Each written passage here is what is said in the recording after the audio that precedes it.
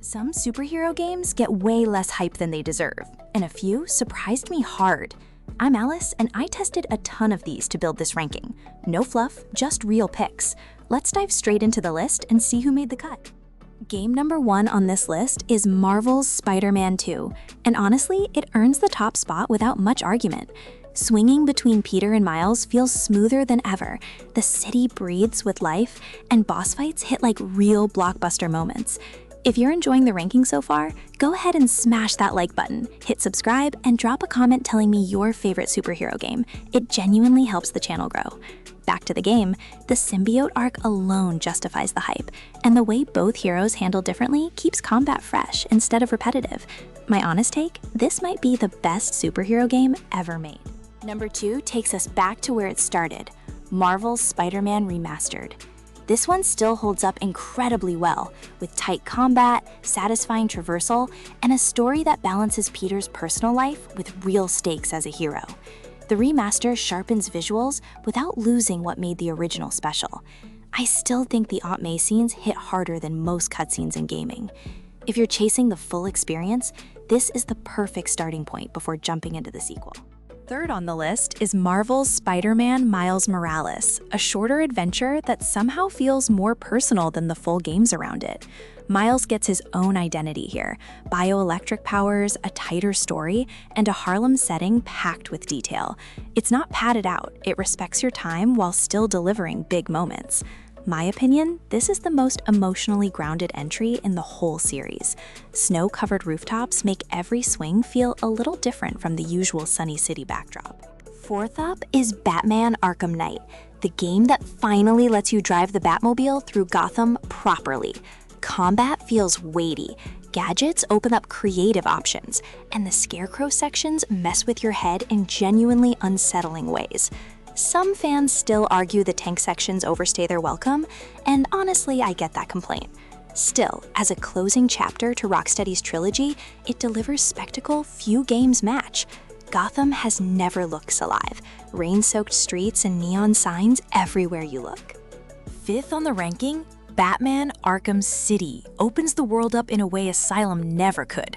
Roaming a walled-off district packed with villains gives every encounter unpredictable energy. Two-Face, Penguin, Joker, they all get real moments here instead of feeling like side content. I'd argue this is peak Arkham combat, fluid, punishing, and endlessly satisfying to master. The Predator sections and Riddler's trophy hunts also add hours of extra content for completionists chasing full clears. Number 6 goes back to where the modern Batman genre truly began, Batman Arkham Asylum. Confined to one island, this game leans hard into atmosphere, dread, and detective work instead of open-world sprawl.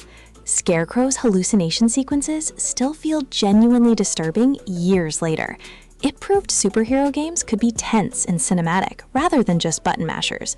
My honest take, some prefer this tighter pacing over the sequels, and it's easy to see why once you replay it. 7th on the list, Marvel Ultimate Alliance 3: The Black Order is a Switch exclusive worth owning the console for alone. 4-player co-op chaos with dozens of heroes makes every session feel different. Team-ups against Thanos and the Black Order hit that classic Marvel crossover feeling perfectly. It's simple hack-and-slash fun, no complicated systems, just satisfying power combos. Honestly, this is the game I hand friends first when they ask what makes superhero games special.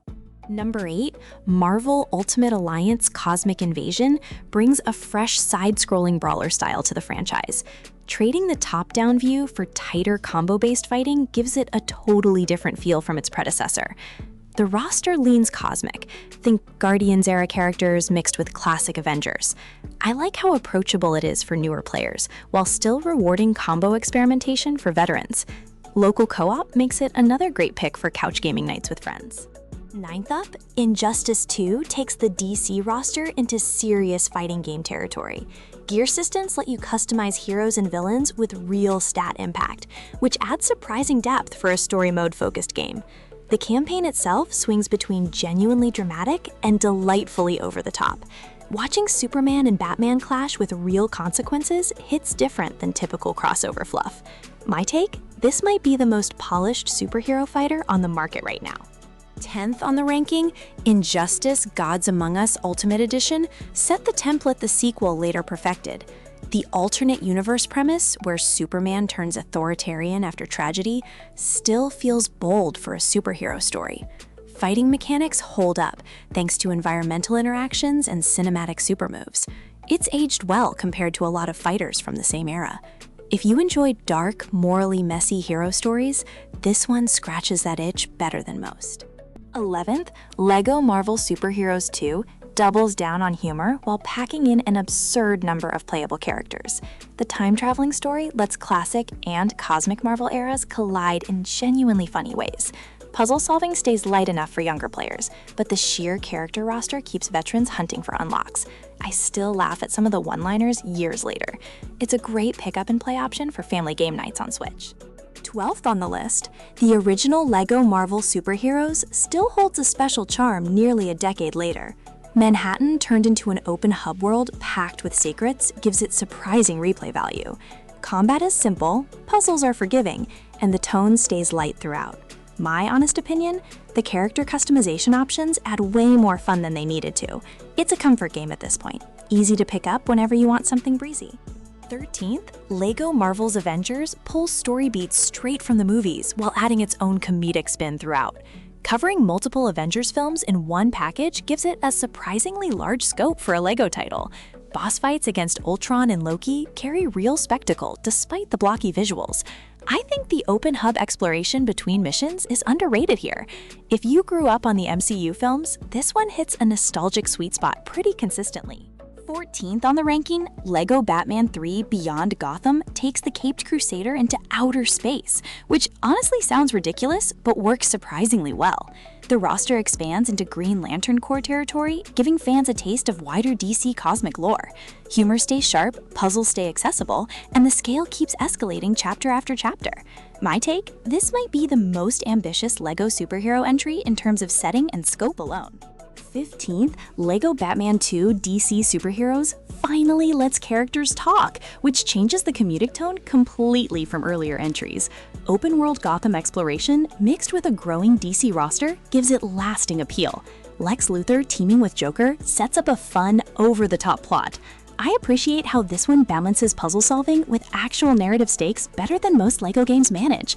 It's a strong entry point for younger fans just discovering Batman. 16th on the list, LEGO DC Supervillains flips the usual formula by letting you build and play as your own custom villain. Playing against typical heroes while causing chaos feels genuinely refreshing after so many hero-focused games. The roster leans heavily into DC's Rogues Gallery, which fans of Batman's enemies will appreciate. Personally, I think villain-focused stories deserve more attention in this genre. It's a fun twist that keeps the LEGO formula feeling fresh again. 17th, Marvel's Guardians of the Galaxy blends witty dialogue with genuinely emotional character writing throughout its campaign. Playing as Star-Lord while directing teammates in real-time combat keeps fights dynamic instead of repetitive. The soundtrack choices land perfectly during key story beats, adding real weight to quieter moments. My honest opinion, this deserved way more attention than it got at launch. Absolutely worth experiencing through cloud streaming if you can get your hands on it. 18th on the ranking, Guardians of the Galaxy, the Telltale Series, leans fully into choice-driven storytelling rather than action combat. Every decision shapes team dynamics and dialogue in ways that make replays genuinely interesting. Star-Lord's internal monologues add humor while still tackling loss and grief honestly. I think Telltale nailed the group banter better here than in most of their other licensed games. It's a slower pace, but the writing carries it easily. 19th, Batman the Telltale Series reimagines Bruce Wayne's world with branching choices that actually affect later chapters meaningfully. Corruption in Gotham's political scene gets more focused than usual, giving Bruce's civilian life real stakes alongside the Batman action.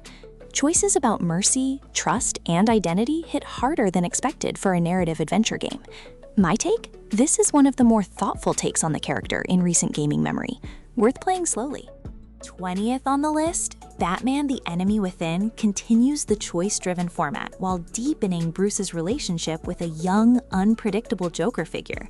Watching that dynamic evolve based on your decisions makes this one of the more memorable narrative arcs in superhero gaming. Tension builds steadily across episodes rather than relying on constant action. Honestly, the ending sequence stuck with me longer than most game endings do these days, a must for narrative fans. 21st, Marvel vs. Capcom Fighting Collection Arcade Classics bundles together the legendary crossover fighters that shaped an entire genre of superhero games.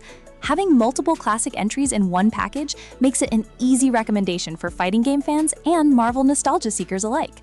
Online play keeps these older titles surprisingly live in 2026. My honest opinion, the frantic tag team combat still feels better than a lot of modern fighters try to replicate today. 22nd on the ranking, My Hero One's Justice 2 brings anime-style superhero action straight from My Hero Academia into arena fighter territory. Big, flashy Quirk attacks, indestructible stages make every match feel like an actual anime episode. The roster covers heroes and villains fans genuinely care about from the source material. I think fans of the show will get way more enjoyment here than newcomers, but that's honestly fine for a licensed title. 23rd, Teenage Mutant Ninja Turtles Shredder's Revenge proves retro side-scrolling brawlers can still feel completely fresh in 2026. Gorgeous pixel art, combined with tight combo-based combat, makes every level a joy to replay. Local co-op chaos with friends turns this into one of the best party picks on this entire list. My take? The soundtrack alone makes repeated playthroughs worth it. Turtle Power has genuinely never looked or sounded this good before. 24th on the ranking, DC League of Super Pets: The Adventures of Krypto and Ace offers a lighter, family-friendly superhero experience built around Krypto and Ace saving the Metropolis together. Simple controls make it approachable for younger players, while collectible rescues add just enough replay value for completionists. It's not deep or complex, and honestly, it doesn't need to be for what it's going for. A genuinely sweet pick for family game nights on Switch. 25th and closing out the list, the wonderful 101 Remastered deserves way more recognition than it originally got on Wii U. Controlling a swarm of heroes that morph into weapons creates combat unlike anything else on this entire list. The remaster sharpens visuals and simplifies controls without losing the game's chaotic charm. My honest opinion, this might be the most creative superhero game ever made, full stop. If you skipped it before, now's the time.